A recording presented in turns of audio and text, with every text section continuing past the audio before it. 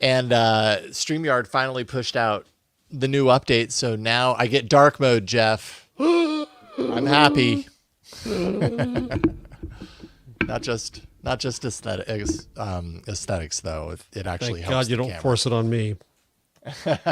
So you don't see. Yeah, that was one question I had. Is I set mine to dark mode. I wondered if like it set the studio to dark mode for you too. Mm-mm. Well, that's good. All right. Let's see here. Get ready for the stream to audience.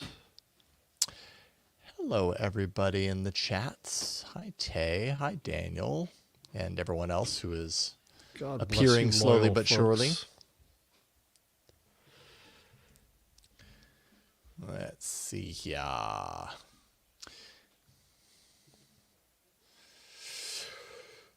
Oh, so yeah, I've got an afternoon ahead of me. Yeah.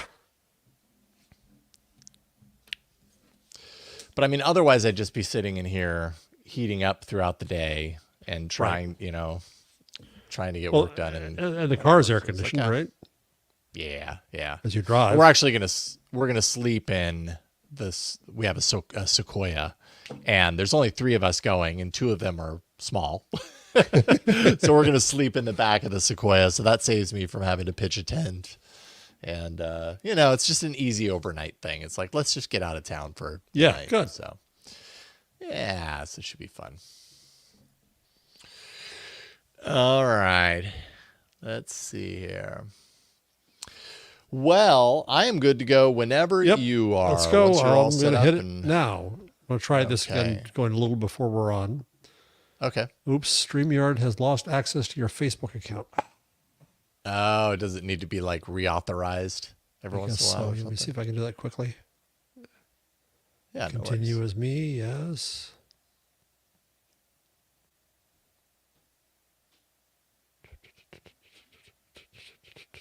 Come on, you can do it, StreamYard. You can do it. Come on.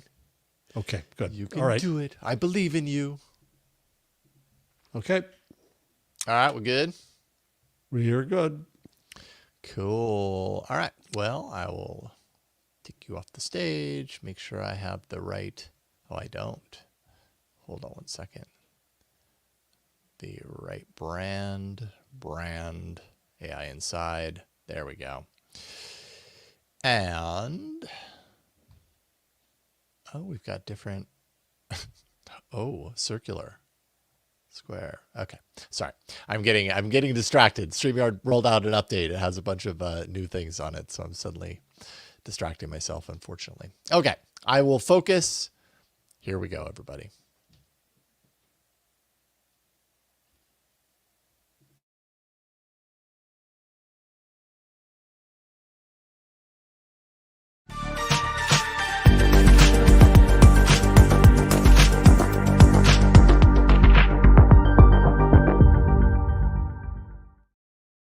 What's going on, everybody? Welcome to another episode of AI Inside, the show where we take a look at the AI that is layered throughout the world of technology. Everywhere you look, it's got the letters A and I in it. I'm one of your hosts, Jason Howell, joined as always by my co-host and friend, Jeff Jarvis. What's going on, Jeff? Hey, buddy. How are you? I'm doing good. I was just talking to Jason. I live here in temperate New Jersey, but it's been getting very hot where Jason is, and he was on TikTok last night, just obviously just sweating, just melting. I had all the everything shut in the house, because we don't have air conditioning here. And for, it's warm in a lot of places, but in the Bay Area, for it to get to like 100 and some odd degrees, I think yesterday in Petaluma, it was something like 105, which for some areas, they're like, oh yeah, that's just every Tuesday in the summer. But here that doesn't happen. And so when it does, we all just melt. Like, I don't have air conditioning. And so I was fearing that he was going to say, I don't know, lights on the podcast. No, I think we're okay. Because my plan, and we were talking about this before the show, my plan is to get out of Dodge today, and through tomorrow, I'm going to take the kids to go camping for the night. So we're going to get out. Although that doesn't really save me from the heat. I'm just going to a different area where there is heat, but still, It gets me out of the non-air conditioned house. Take ice. Yeah, definitely take some ice and nice cold drinks. It's going to be a lot of fun. I'm looking forward to it. Before we get started with all the AI news that we've selected for today's show, just want to remind you that we do have a way that you can support us directly. If you like what Jeff and I are doing with AI Inside, you can go to patreon.com/AI Inside Show. There you can support us directly, financially. Number of reasons why you might want to do that, but I'll leave it up to you to go check it out. You also get your name read at the top of the show. Ken Hayes, thank you for your support, Ken. Good to have you as part of the AI Inside crew. I feel like every show has like a name that they give their community. I don't know that we've gotten there yet. Are you all the lasagnas? No, that's weird. No. Yeah, I don't know. We'll figure our lasagna community. No, I don't know what it is. Maybe y'all can let us know what you think. contact@aiinside.show. Send us your emails and your thoughts there. Sure. And if you're watching live while we record, because we do get a lot of people watching live actually while we do this recording, you can subscribe to the podcast so you don't miss a future episode when you aren't able to watch live. That's aiinside.show. All the details that you need to subscribe are there. Yeah, go check it out. Subscribe. You won't miss an episode that way. All right, let's get into it. A lot of news this week, and we'll start off with OpenAI. Big surprise. A lot of OpenAI in the news this week, much related to some big name shakeups at the top, which feels like a recurring theme. Constant. It is constant. And I don't know yet whether people leaving is a commentary on going for profit, on Sam Altman, on opportunities outside, on office politics. I just really don't have a sense of what's happening in there. It is really interesting, right? And it's not like it's just a few little, moments, a few, little people. We've got, Andrei Karpathy in February, Ilya Sutskever in May, Greg Brockman in August, and now we've got Mira Murata, who's the former, at this point, CTO of OpenAI. She announced her decision to leave. She's been with the company 6.5 years. These are long-term players with the company. We have the ouster and then the inster of Altman last year, and the shakeup that's caused. I mean, no matter how you look at it, I don't know the cause of all this. Maybe it's opportunity, but it's really hard to look at it and not wonder if it's something deeper, because these are big names that are choosing to step away from the brand.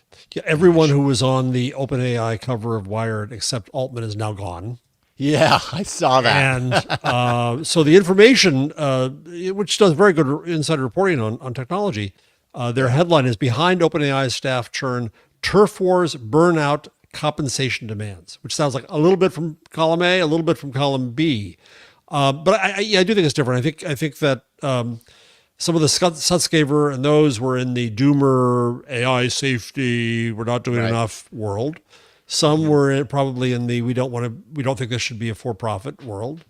Some don't like Altman. And for Murati, I saw a story somewhere, I didn't put it in the rundown, but they're beating the path to her door, venture capitalists are.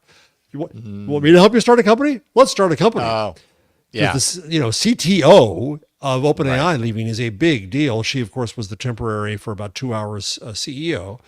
Obviously highly respected. Obviously brilliant.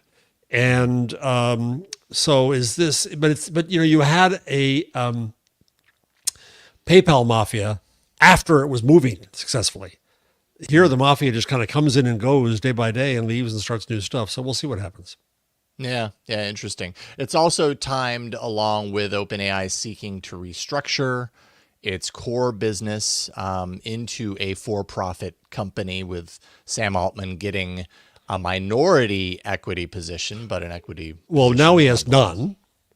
Right, exactly. And he brags about that his salary is 2 Cokes and an iced tea, and he doesn't have equity in the company, and he's doing this for the goodness of humankind and other deals that come his way. So the reports are that he'd be up for 7% equity, 7%. Which, sounds fair, actually. 7% what I'm curious about of a huge company, what I'm curious about is how they vest that.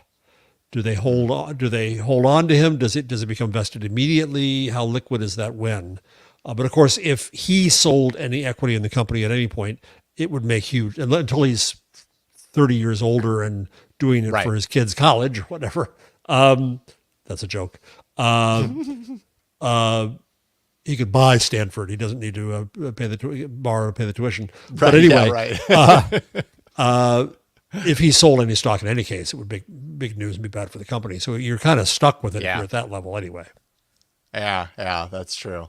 Is the just a random thought, is the kind of what is the, how can I even speak English? Suddenly I'm having a really hard time speaking.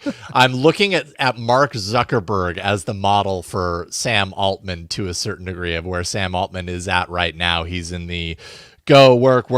And I think Zuckerberg's probably still there, but some of the Google founders, they kind of got to a point to where they were able to kind of step away and take their foot off the gas. Of course, now even they are kind of coming back in because of the AI moment that we're in. And Sergey especially.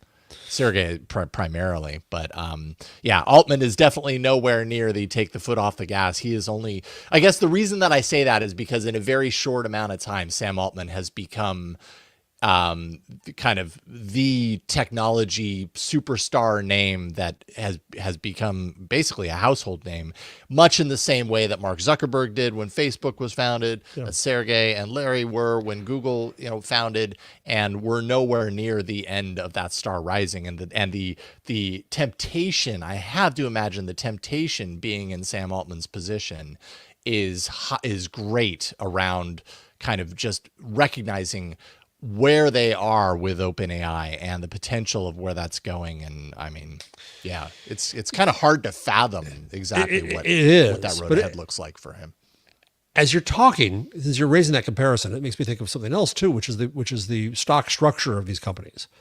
Larry and Sergey have considerable control of a class of shares, voting shares, and thus have still considerable control in the company.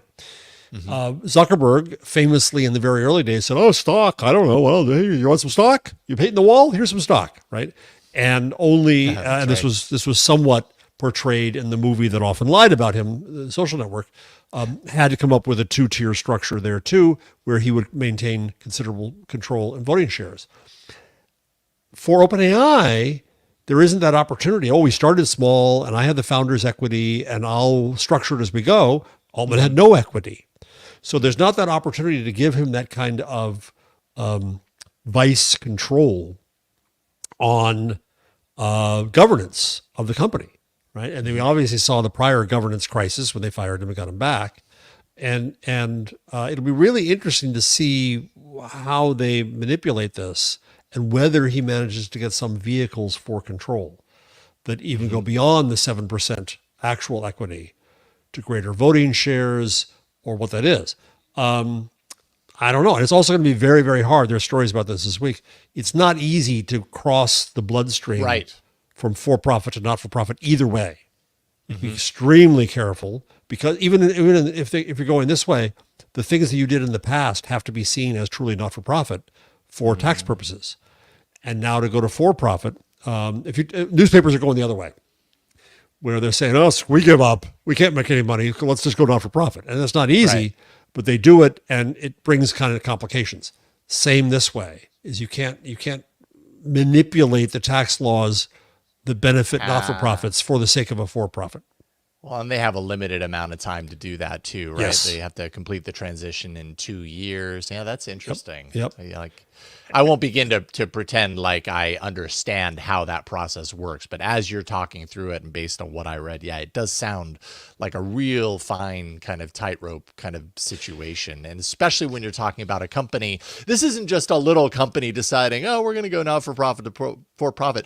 This is arguably one of the most valuable companies of our day right now, that is deciding to do this incredibly difficult transition. And they have, Microsoft is a very complicated player here because they gave a lot of it in kind in terms of compute and such, but they gave a lot of value to OpenAI and value in terms of using OpenAI and promoting it and the brand and so on.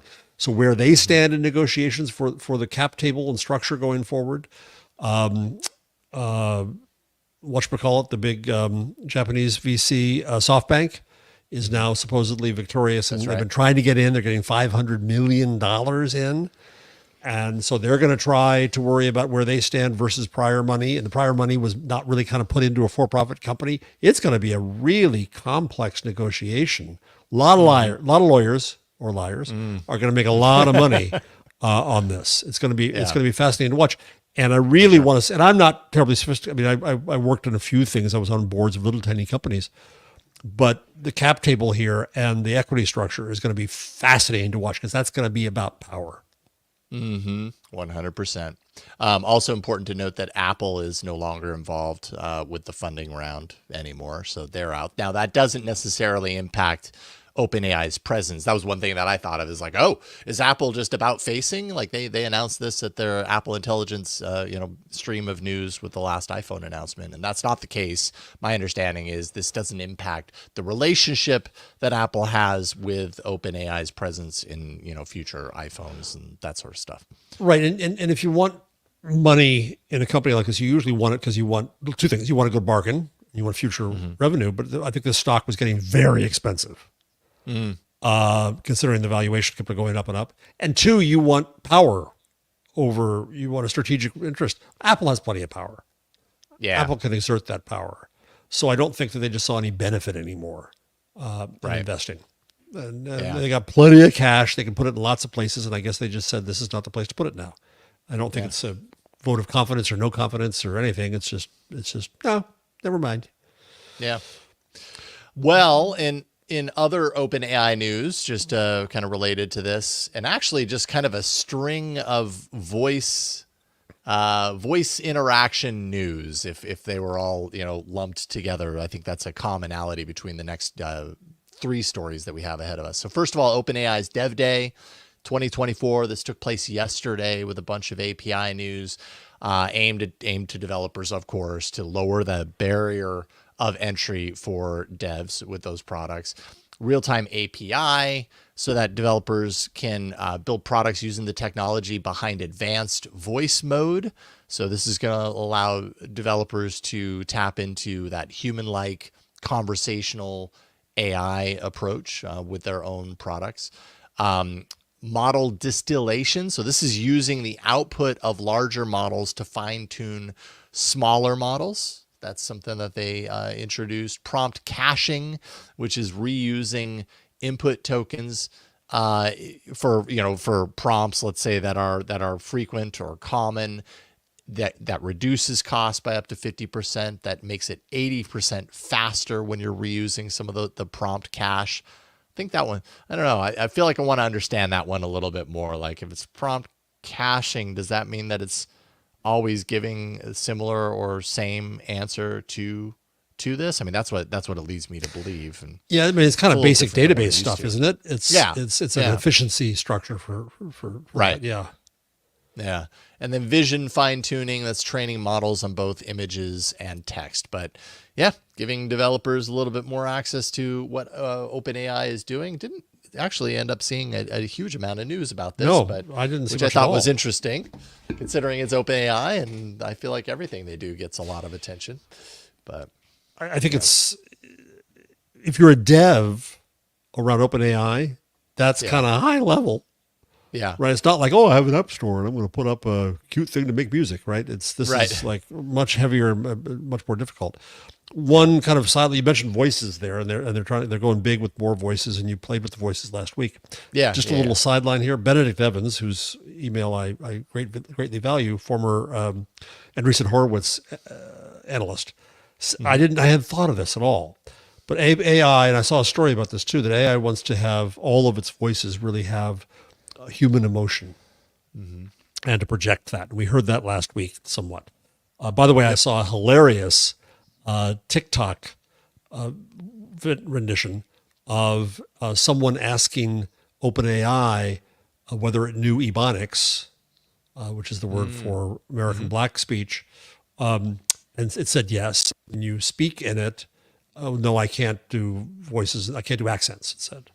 But can you speak in it? Can you speak in it? And it said yes, and then proceeded in that kind of cold white voice to speak in Ebonics, and it was rather like the great scene from Airplane, where the flight attendant suddenly speaks in Ebonics, right? And excellent scene, yes. there's a few who said it was fake, but I'm not so sure it was fake. I don't know what the truth is. In any case, it was hilarious, but that's not my point. Yeah. The point is that Ben Evans said that, amusingly, I'll quote from him, its ability to sound enthusiastic or sad would make it technically illegal to use at work in the EU, since the AI Act, which is effective next year, bans any AI product that can infer emotions. Oh, that's interesting. Because the EU doesn't want it to act human. Well, the whole thing they're trying to do is to act human. Yeah, and we hit the first the march. little here around that, which is going to be. I can't see the EU necessarily taking them to jail. You were happy. How dare you be happy? But I mean, still, also, I think what comes up for me around that is how do you define human enough, or what is that line between not human and human? The line between not human and human. What the heck is that? Maybe that's a good title. Yeah, I mean, I don't know. Maybe the AI Act goes into further detail, but I'm guessing it probably doesn't. Maybe it's the type of thing of you know it when you hear it, or you know it when you see it. Yeah, sort of. Yeah, so we'll see. Sort of. I thought it was amusing. It's also part of the problem is the EU Act doesn't want it to infer our emotions, right, and exploit them, which is probably more to the point. Okay. But still, it's an interesting conflict ahead. Yeah, indeed. Well, OpenAI wasn't the only company holding a kind of a developer conference that had a lot to do with AI. Meta also had its big conference, Connect 2024. At this point, this is kind of old news. It was last week, but it came shortly after our show, and so we got to talk about it because there was some really interesting stuff at this event. Big headlines around the Orion AR glasses prototype, which where is it? I know I have it here somewhere. I could show it for video viewers. I just didn't pull up the right article. Essentially, 10 years in development. We've heard Meta talk about this, at different events over the years. Now, kind of getting to the point to where it looks more like normal glasses, not necessarily a little exactly. chunky, a little nerdy, a little but chunky. There's a lot of technology happening inside those frames. You can definitely tell, but getting there, I mean, far cry from what we've seen, in the past. Light at 98 grams. Has voice and hand tracking controls, which is kind of part of what you see here, which is actually enabled, my understanding, by this neural wristband. Yep. Where does it show a copy of the wristband? I think one of these pictures does. There it does. Yeah, so this fits around your wrist. They might as well put a watch on it or something. Yeah, totally. Right. Well, but I guess my understanding is this is actually, the wristband is going to roll out before we see the glasses, that potentially Meta has another product along these lines that is going to utilize this next year, potentially. So we'll see. I think that's rumor still at this point, but that this is going to have some applications outside of just this glasses that they were showing off. But yeah, and what does that have to do with AI? Well, it's integrating contextual AI. AI through and through. Yeah, Meta AI on board. It has some micro LED projectors on each lens. Really, to a certain degree, it's an evolution, at least seemingly on its surface, an evolution of the Ray-Ban Meta smart glasses, which can just do way more. I mean, that small glasses form factor allowing you to see, that type of content, has a very wide field of view. I'm super interested in this. I would love to check these out and see what it looks like. So Axios got a hands-on with it, or a heads-on, I should say. I was honestly, I was surprised by how many outlets got heads got in, a chance on, whatever you want to call heads it in. with these. Yeah. So it's not, which is to say that, usually when we see something like this, it's like, and it's you'll see it in 1 3 or years. 2 get the feature, and it's somewhere down the line. But this time around, it's like Meta's getting closer because they let a lot of people check it out. So Ina Fried wrote about it in the typical short Axios way. I put it I added to the rundown. Oh, okay. And says that they're bulky but feel surprisingly light and comfortable. One thing that interests me is obviously they put off a lot of the computing power onto the separate box that you put in your pocket. And on Twig with Stacy, going way back when, Leo and I were talking a lot about this idea of a blob computer, just this thing you carry with you that then interacts with whatever you're near. And this is kind of the beginning of that. So you have this box that you have in your pocket, and it can talk to these glasses, but it can also talk to your laptop. It can also talk to anything else. It's your computing presence. I think that's an important bit here. She says you select objects to interact simply by looking at them. The eye tracking, I'm quoting here, is so fast that Meta employees told me they have to measure where your eyes have been looking because the user may have already moved on to another task. To click on an object, you pinch your fingers together. Setting up the device was simple. They showed an example of how a user could use it looking at a table of contents, and Orion provided a recipe. So it's the kind of stuff we've seen in demos. And I think it's important. I think it's really important and smart that Zuckerberg said this is a ways off coming. Right? They're not selling stock on this today. I'm not trying to figure this out today, but this is how far we are in our labs. And I think that's smart. Get people excited about it, but don't overhype it quite yet. Yeah, in the way that maybe they overhyped and oversold on VR, right? With the Quest, and really went deep and into the potential of the Quest to change the work environment, or any of those things. Right. And this is where like a product like this is addressing, I think, to a certain degree, some of the concerns that people had, or some of the pushback that people, myself included, have had in this idea that the future, the metaverse, all this stuff, that like the future, the offices of the future will have people sitting in VR headsets and in their own lands, meeting virtually. I have a hard time seeing that. Maybe in my lifetime, maybe not. I suppose it could happen. I have a hard time believing that, personally, but something like this kind of seems to bridge the gap to that. We're starting to see that miniaturization. The glasses don't look incredibly awkward and cumbersome. Right. Everything's going in the right direction for this kind of smaller form factor approach. And the technology appears to be good enough to pull it off to start with. These micro LED projectors in each lens in the smaller form factor, doing a lot of what Zuckerberg has been talking about now for years in the VR space, but this being augmented reality. So I'm really curious and really kind of interested / excited about the potential of devices like this in the future. So I saw some figure today about how few people are using the Rabbit on a given day. I don't know what you're talking about, Jeff. It's all the way. Now I got to get it. Just when was the last time you turned it on? Hold on. I'll go ahead and pull it off the shelf. When's the last time I turned it on? It's been a couple of months, but yeah. I'm not decrying your prediction. I think there's a quest here to make the device that actually does make sense. Yeah. Yeah. Exactly. It's funny that you mentioned the Rabbit, because they do have some an announcement or some news this week that I really found did not get much attention at all, which is essentially they're rolling out wider their Llama large action model playground, which is essentially finally demonstrating and doing some of the promises that they made initially that this device was going to, which is essentially, what does that mean?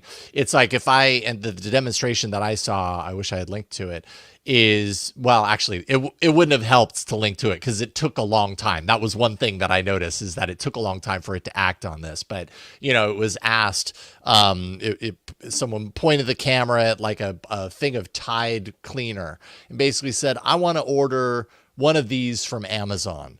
And the whole process took a couple of minutes, but essentially what's going on behind the scenes and what they're saying is a big deal about this is it's not a pre-programmed thing where Rabbit has made a deal with Amazon so that when you say that, it launches into this thing. Essentially, it's doing what a human would do. It's opening up an instance of a browser. It's going, it's searching for the product, pulling it up. It's agentic, exactly. And, so yes, it added, at least according to the video proof that I saw, proof in air quotes, it added the tide to the cart in Amazon. And so they are finally kind of pushing out some of the capabilities for people to start playing around with the large action model thing on the Rabbit. I'm curious to know if that's actually going to change people's minds, or if this is even the right form factor to begin with, which I think is to your point, right? Like maybe this just isn't it. We already have something like this. Time and time again, we keep pointing out we already have something in this form factor. It's a phone, and it does these things. So why replace a phone with the less phone that only does this thing? Maybe it is the glasses perspective. Maybe that is the change. If suddenly tomorrow tons of people came in and gave money to this show and made you richer than your wildest dreams, may that happen. Would you be tempted to buy the Ray-Ban smart glasses? Yeah, for sure. I would. Okay. Yes. I actually really do want a pair of the Ray-Ban smart glasses. I just haven't been able to justify it yet. Yeah, totally. I would love to have those. I would love to check them out because, I think from the last couple of years of actual AI-driven hardware in one way, shape, or form, maybe it's not as wide, of a potential use as something like the Rabbit R1, but it seems to be one of the few AI-driven hardware devices that people have a good overall experience with. I hear more positive than negative about it from a user perspective, and that has me curious. Not to pry, do you wear contacts, or are you just superhuman?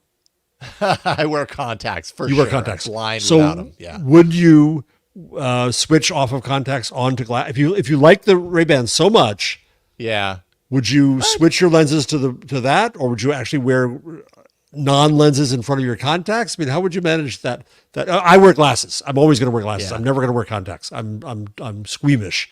So that's easy for me. But for you, I'm curious about if everybody starts to love glasses, but you either don't need them or you have contacts, what does that do to the market? I'm just curious what you're thinking. That's a really interesting point that I hadn't considered. I think in my head, I'm just thinking, I'd still wear contacts. And then when I want the ease of use or the convenience of having the glasses, I just throw them on top of my already, my already poor eyes with the contact lenses in them. But I guess it could be prescription lenses. You couldn't just use the Ray-Bans as sunglasses, because then when you're inside and you want to use the functionality, you're not going to put on sunglasses unless you're a certain famous tech writer. So I guess to that end, I would probably still, want to wear just dummy glasses, and have those glasses, because those glasses, but that does kind of minimize the potential kind of benefit of something like that. If you're always wearing them and they're always on you, then you have more potential use cases for them that just kind of happen organically, versus being like, all right, now is a glasses time for this particular thing, Right. It's just interesting because it's in this quest for the right device. The right device, the right form factor, the right solution. It could just be, though, that once you use the right device, whatever that is, then it changes your perspective on all this too. Like, I could use one of those things and have an amazing experience that, like, okay, I'm sold. Like, it's worth it for me to not wear contacts anymore and to wear these things. Right. Yeah, sorry for that little rabbit hole, but it's interesting to see where this all fits in together, trying to bring AI into your life. Yeah, totally. And it's not easy. Yeah. Yeah, and still very undefined. That's why there's so much money, being thrown around right now, because I think everybody, that has the money recognizes that there's a lot of opportunity here. I think the people who have the money are always looking for the opportunity that is yet untapped. And here there is so much energy around artificial intelligence, the kind of the underneath the layers technology and what's going on there. Now we just have to figure out how we make a hardware device that is like the perfect kind of delivery mechanism for it or whatever. Right.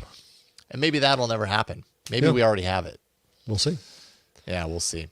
Microsoft also announced an upgrade to its Copilot experience for Windows PCs, Copilot Voice. So here we are again, conversational communication, kind of like OpenAI voice mode. Copilot Vision, which is vision into Microsoft Edge browser, so context-aware assistance inside of the browser. There's Think Deeper, which is powered by OpenAI's O1 model, so enhanced reasoning that we've talked about. And then the return of Recall, which is upgraded, which this time with upgraded security, upgraded privacy, now opt-in.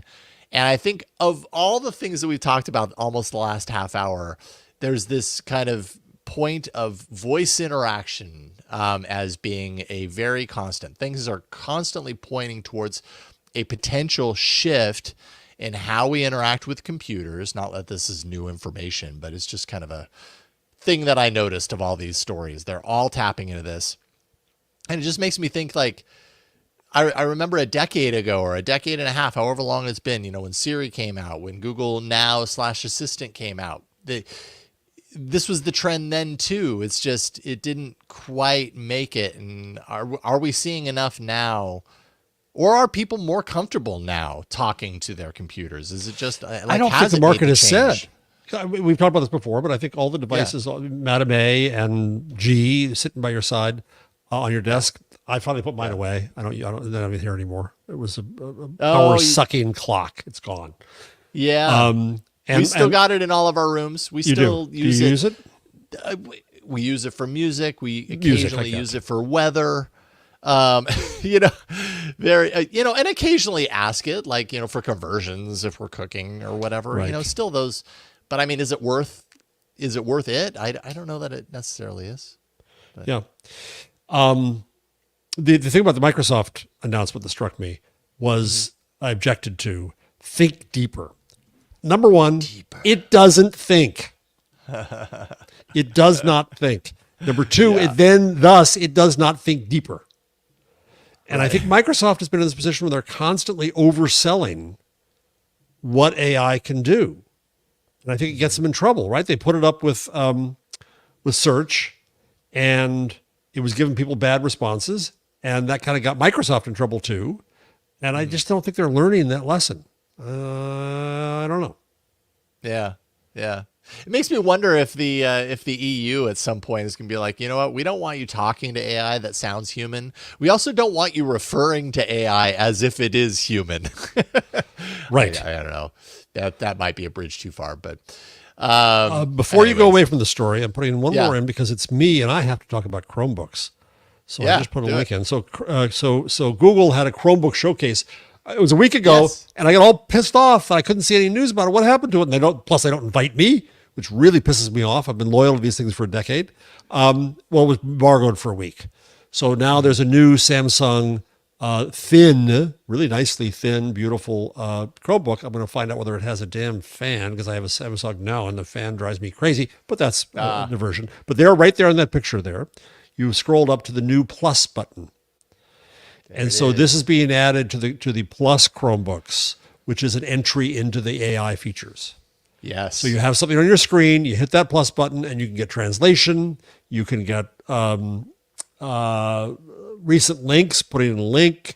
You can get summaries of the content and all kinds of stuff. So to our point earlier about whether glasses are a good UI to get you to AI or not, when it comes to your laptops, they're trying to figure out how to get between Copilot and now Google, how to get you to the AI and say, hey, I'm here. I can do stuff for you. And we'll see. Now we've given you a single button. Of course, it's integrated into the caps lock. So I'm a Chromebook user, and supposedly that button is the Google button, the search button. But you can change the button, so I turn that immediately into caps lock. So I don't know how this is going to work now. Yeah, probably hold down function or something when you press it, or I'm not quite sure. Yeah, we'll see. But nonetheless, a single button to take you to your AI overlord. Insert, like you're inserting AI into your life. Yeah. Yes, just a reminder, it's there. Why not use it? I mean, that's interesting. I'll be curious to see if that is a feature that people opt to use or forget about, or or maybe, maybe that really impacts and increases your potential usage of AI once you know that it's easy to summon it, because it appears in all different places, all different kinds of ways outside of that button. So yeah, very interesting. If they don't get people to use it, then a lot of investments going into something that's not that worthwhile on a consumer basis. Yeah, we talked about this a little bit last night on Android Faithful, and that was one of my questions is this, like the kind of button that like 2 or 3 years down the line, when everybody's moved on to whatever the next thing is, that this is just one of those legacy, like, oh, I remember that era. Yeah. It's a vestige like your tonsils and appendix. Yeah. Why do I have these things? Yeah. Right. Are you going to get one of these laptops? Are you thinking about it? I'm thinking about I have one now. My Google one, which I loved, finally conked out too many ways on me. So I went and got this Samsung one, which is okay. It's the big red one that was really pretty. And I knew it was a problem. But the fan is driving me insane. It is constantly on, constantly loud. I can close everything and the fan still comes on. Because the prior version of this machine overheated a lot. So they went overboard. So I wonder whether this machine will have the fan and what it'll operate. And the other thing is, I think Chromebook Unboxed said that it didn't have a touch screen. Oh, interesting. And it's also 16:9 because it has a numeric keyboard, so they can get more keys on and do more fancy things with the keys. So I love the form factor of it in terms of it's thin and light and solid and a good screen. And I don't know.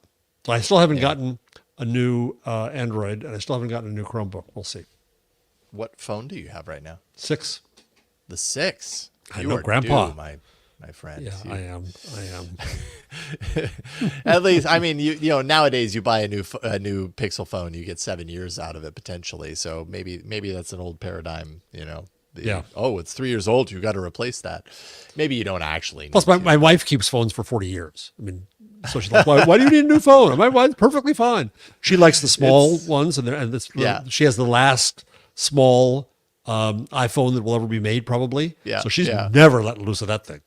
Yeah. So that means I'm not justified to get a car. Same with the phone. Same with the car. She's got tons more miles on it. Oh, it's working fine. If I don't need to, you don't need to. I don't need to. Yeah. Look, we do different things. I work in the world of technology. Practice. Nice excuse. Practice. Nice try, bud. Yeah, try that one. See how that works. Try it off for size. All right, we're going to take a quick break. When we come back, we're going to talk a little bit about AI legislation in the state of California, where I live. That's coming up in a second. All right, here in California, Governor Gavin Newsom vetoed the bill SB 1047, called it well-intentioned, but ultimately flawed. This is the AI safety bill that we have definitely talked about in previous episodes that would have seen strict regulations in place for AI firms and models within the state. Of course, you had companies like OpenAI and Google lobbying hard against it, saying, this is going to stifle technology, innovation, that sort of stuff. And then you had on the flip side, you had AI safety companies like Anthropic, you had Elon Musk. The Doomsters. The Doomsters, much of Hollywood supporting the bill, afraid, kind of from their perspective of being afraid of AI kind of taking their jobs or taking their likelihood and livelihood. You put in an article from the amazing Mike Masnick at TechDirt, who says the bad bill going away simply sets the scene for something worse down the line, though he's happy that it went away. Right. And I agree. I think it was a good, so Newsom was playing clever, as he does politically. He signed, I think, 3 other AI bills, one about disinformation, one about summarizing, I think it was about disinformation, I can be wrong.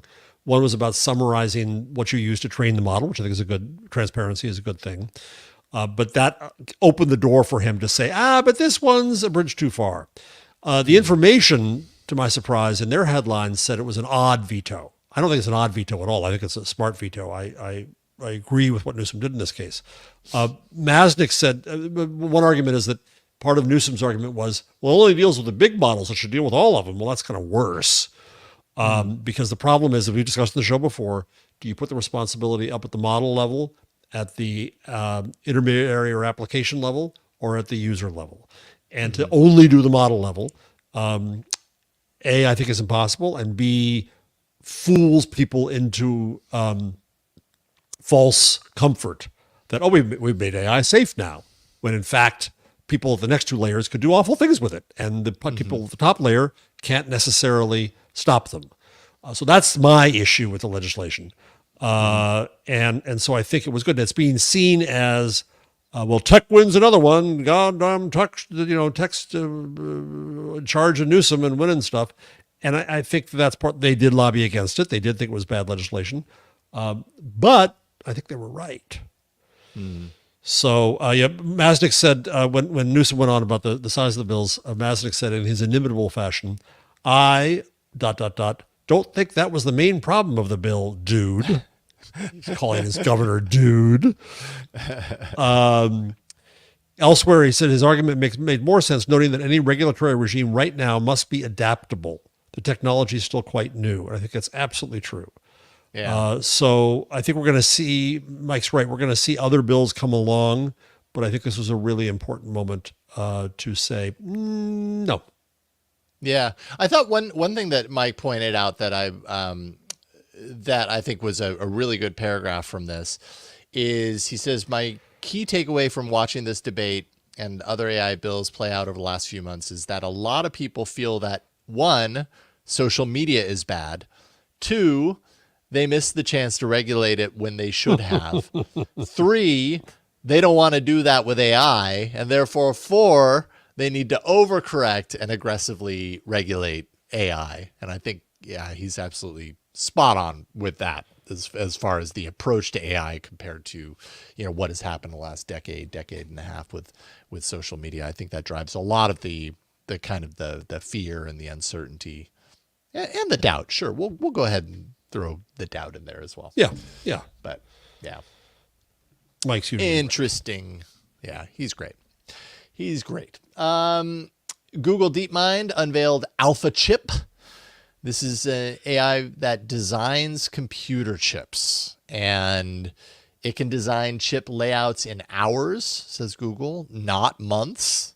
So this is just one of those examples of an AI being applied to something that, I mean, when you think of the amount of time saved when you're cutting something that would normally take months to hours. Like when I hear things like that, like it's kind of hard for me to comprehend that at the same time, like I know that the ways that I'm using AI in my own job right now and my own kind of professional world right now, I am doing certain things with AI that cut something that may have taken me 2 hours before down to a matter of like 10 minutes. Like what? Summaries or transcripts or what? Like research, right. Okay. Finding disparate places that have shared information so that I can confirm pieces of information so that I can compile a list of something that I'm trying to do. Transcription is one of those things that it was not very long ago that transcription was a time-consuming, very expensive process if you wanted to do it with everything. And now, like, it is free and almost immediate. It is, like, just crazy. And so when I think of, like, the time savings from that small example, and I believe it because I've experienced it. Like, what would I be doing if these tools didn't exist? And I'm doing what I'm doing right now. I'd be spending a lot more time on these other things, which means I wouldn't be spending that time doing some of the other things that I'm able to do as a result. And then I look at a story like this and I'm just like, man, that is crazy to cut something down that would really take months is. down to hours. And chips are mind-bogglingly complex, as complex as that word. And you wonder how they QC it. They know that the AI didn't make a mistake in that process when it can be done to many, many things. But we'll be finding that interesting. If I may, go ahead. Yeah. I was just going to say, in both cases, they did say that human developers do most of the work. AlphaChip is used for a limited set of the component, but which I get. I mean, I imagine what it was like when you designed cars before CAD/CAM came along, right? The precision you could get to, or buildings too, architects. What a difference. So if I may go down good comparisons, one of my rabbit holes for just a moment. So I'm right now writing and still researching a book I'm writing on the history of the linotype, which is very wonky. It's a technology that changed from setting type one letter at a time to a line at a time, and it opened the door to mass media. I won't bore you on that particular line more. The inspiration for the machine that won in the end is a guy named James O. Clefane. And Clefane was a stenographer working for the Secretary of State under Lincoln. And if you think about it, the only way that you could record human speech was by writing it down. And so stenographers were in a terribly important field, and they invented shorthand to try to make it faster. And Clefane was crucial in testing the first typewriters to try to make that work. And then I found out, I didn't realize this at first, that he was an investor as well in the linotype, but he was also an investor in the first competitor to Edison's phonograph. And here's my little rabbit hole payoff. Probably not worth this trip, but you're on it already. We're there. We're in. Stenographers were also known as phonographers because they recorded things. So the phonograph was a root of phonographer, the person. Okay. If you think about it, the only way you could record anything was by somebody writing it down, and that person was the thing that recorded it. And that was the verb that was used. That was how you recorded an event, is the person recorded it with pen on paper and then maybe got it to print. And so when you invented something to record mechanically, it was called a phonograph as a result. Phonograph. Oh, that's awesome. Isn't that fun?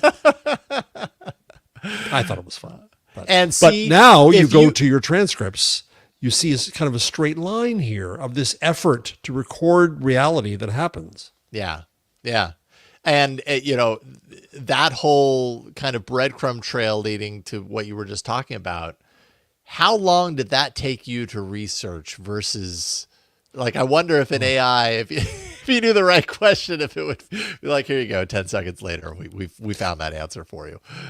It's a good question. I don't know. I'll now go and try to act as if I don't know that and see if it tells me that. Maybe you don't want to know. Yeah.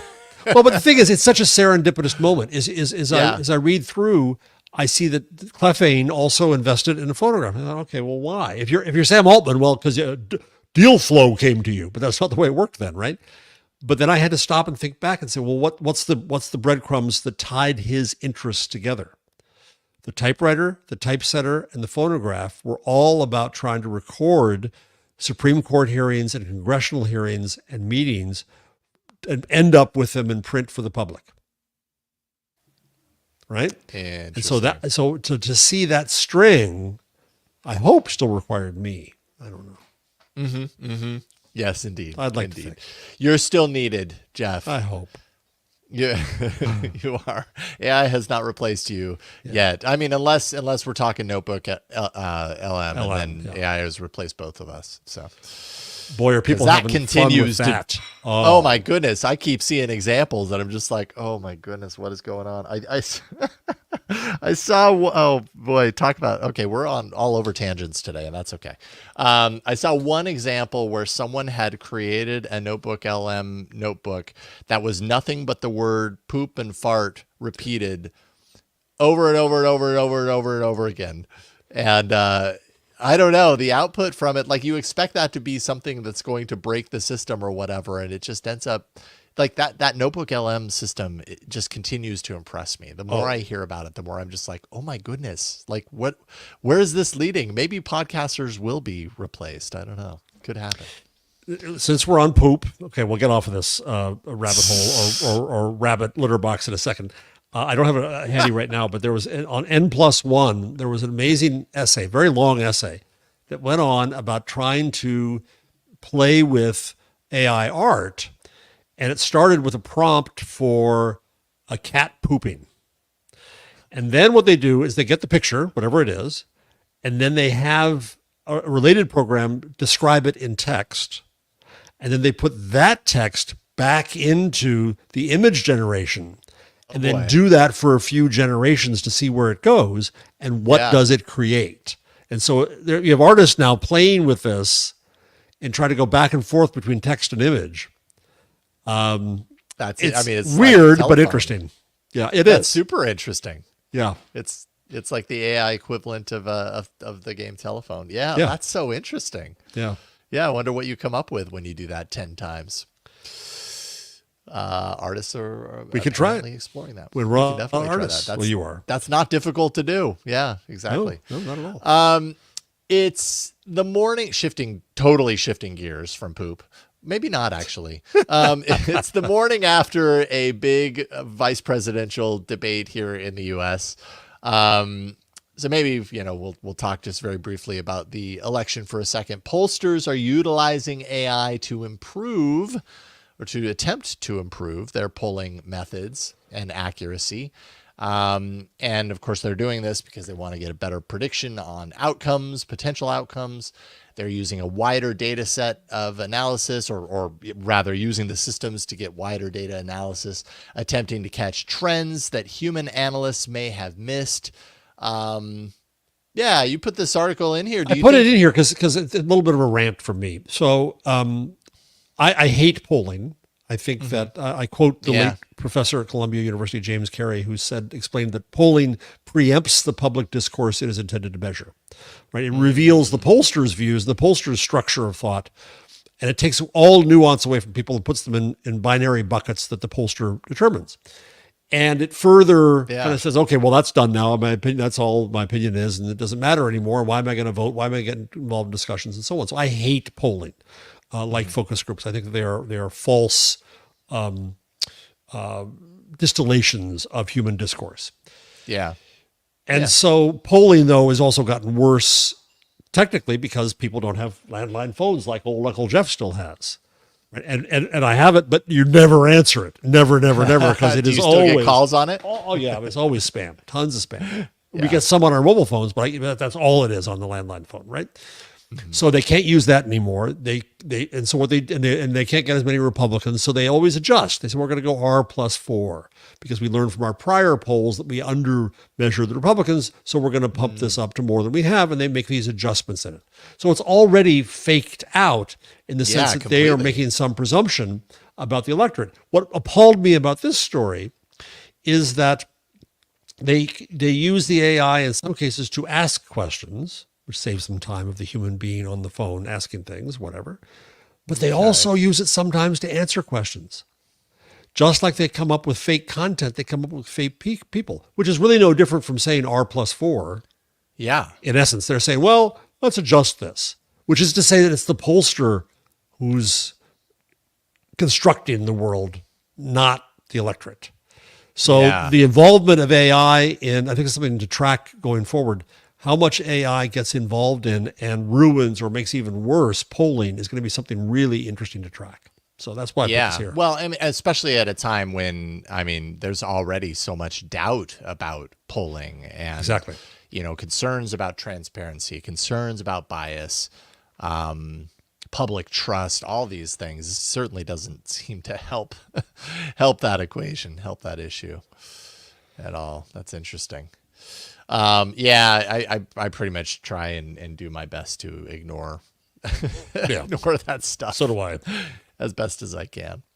And finally, Hugging Face, the open source AI model hosting platform, the most popular. It's the one that you hear of probably most often when it comes to people sharing open source, AI models.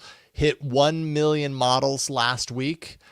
Often, the service is referred to as the GitHub of AI. So you're going to find your Llamas there. You're going to find your Stable Diffusions, your Mistrals, all the kind of the big name kind of open source models are stored there. CEO Clement DeLange says the reason it's so successful is because it proves that, quote, smaller, specialized, customized, optimized models for your use case, your domain, your language, your hardware, and generally your constraints are better. And we've talked about this compared to the one model to rule them all fallacy, kind of proving that, maybe the biggest gains aren't necessarily from this like ginormous AI model that knows everything, which it can't possibly know everything or know anything really, versus these smaller models that are very hyper-focused and driven to a specific use case, but studied well around that or trained well around that. Are most of those, this is my ignorance speaking, are some good number of those still adaptations of the models that exist of Mistral Yes. or of Llama. Right. Yeah, So and I think I think that's a big part of its strength, actually, is because it's a community effort to fine tune, often to fine tune those models that are shared there. So, for example, you're going to find a bunch of variations of Llama that are fine tuned to specific applications. So that's, obviously that's a big reason why the numbers are great. It's you're not going to find nearly as many Llama level models as much as you're going to find Llama tailored to this or tailored to that sort of thing. Yeah, and so pre-trained. I got it. I put this in late among the stories, and I'll just mention it here. So MIT has a spinoff called Liquid, and they put up their model last week, and to say it's already state of the art, it's already better than Llama, whatever. The important thing about it is it's not built on Transformer. So what's interesting to me is at Hugging Face, a lot of those models are built on the basis of Transformer and come from the roots of Google as the founding fathers and mothers of that string, right? The DNA of it stretches back to Google and Transformer. So what's interesting here, and I'm sure there's other things as well, but that this one is out as a post-Transformer, non-Transformer model.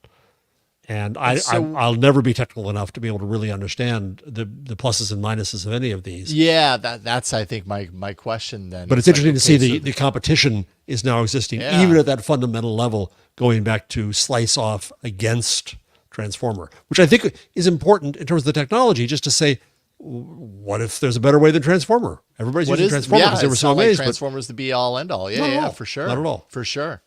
It just happens to be the thing that everybody is really going deep on right now, and getting a lot of traction. But maybe there are other ways to do this. That's interesting. Yeah. Okay. Because I did kind of read through that initially. You put and I couldn't discuss it in any depth because I don't understand it. Quite understand it enough to be like, all right, yeah, huh. Well, I'll be curious to see kind of where that leads to. And if I can plug one more thing that I haven't read yet, but I just the Stanford Cyber Policy Center, which is really a bunch of really smart people. I'm going to be presenting my new book, The Web We Weave, coming out next week at the Stanford next week. Center. That's great. Yes, congrats. So I'll be going to Stanford in early December, and then to the Commonwealth Club. I'll push those tickets on you later. But they have a bunch of really smart people, and they're associated with Hoover Institution, which is very conservative, and the Project Liberty Institute, and others. And they just came out with this project called the Digitalist Papers. And their question is, what would the Federalist Papers say if they were written in the 21st century? So this is a lot of kind of philosophical stuff about AI, and we can't go into it now because I haven't read it, and we have no time. But I think for those who are interested in digging deeper in some ways, there are some interesting authors here from various political stripes, a very conservative libertarian economist next to a very liberal believer in enabling democracy past money and so on, trying to imagine the impact of all this. So I just thought I'd give them a little plug, if I may. Yeah, indeed. Thank you for that. Is there a place people can go to? Yes, digitalpapers.com. Digitalistpapers.com. Papers.com, Digitalist. Okay, I think I have it up here. There we go. 12 essays, 19 authors, one overarching goal: present an array of possible futures that the AI revolution might produce. And Excellent. Nate Persley is from Stanford. He's one of the organizers. Eric Brynjolfsson, who's very smart about this stuff. Sandy Petland. And then a bunch of authors like Reid Hoffman, Lawrence Lessig, Jennifer Palka, Eric Schmidt, but some you may not know, and Eugene Volokh, who's a libertarian. So I'm going to dig into this as time allows. And this really interests me, as you can tell on the show, because I'm not good at the technology, but I'm interested in the implications. So I thought I'd just throw this out in case other folks have anything you find interesting in there. Let me know. Excellent. Cool. And I'm so excited that your book is going to finally be released next week. That's October awesome. 8th, The Web We Weave. I'm trying to get my son to give me the new web page so I can link to there. But if you want to pre-order before the pre-order is done, Web20 is the code. If you search for it and find the basic book site for The Web We Weave by me, thank you very much. Yeah, thank you. And of course, the Gutenberg, not the Gutenberg parenthesis. The Gutenberg parenthesis. Yes. Not, Well, I guess that's but the book. The URL is Gutenberg.com. Yes. Gutenberg parenthesis to go to the website, and then the Gutenberg parenthesis. 3, count them, 3 books out now. I know. You're so prolific. I'm always so impressed by that. Can't get rid of me. Don't want to.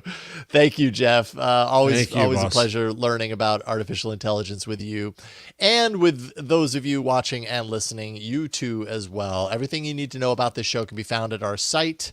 Go to aiinside.show. You can find video versions of the show. You can find subscribe links so you can subscribe to the podcast and whatever podcatcher you like. It's all listed there. You can also link out to our Patreon at patreon.com/AI Inside Show, where you can share your support of this show and everything we're doing. You get ad-free shows, a Discord community, regular hangouts. You get an AI Inside t-shirt if you become an executive producer, of which I think we have 5 right now. Dr. Do, Jeffrey Maricini, WPVM 103.7 in Asheville, North Carolina, Paul Lang, and Ryan Newell. Y'all are awesome. Everyone who supports us on Patreon is awesome. So thank you for that. We really do appreciate it.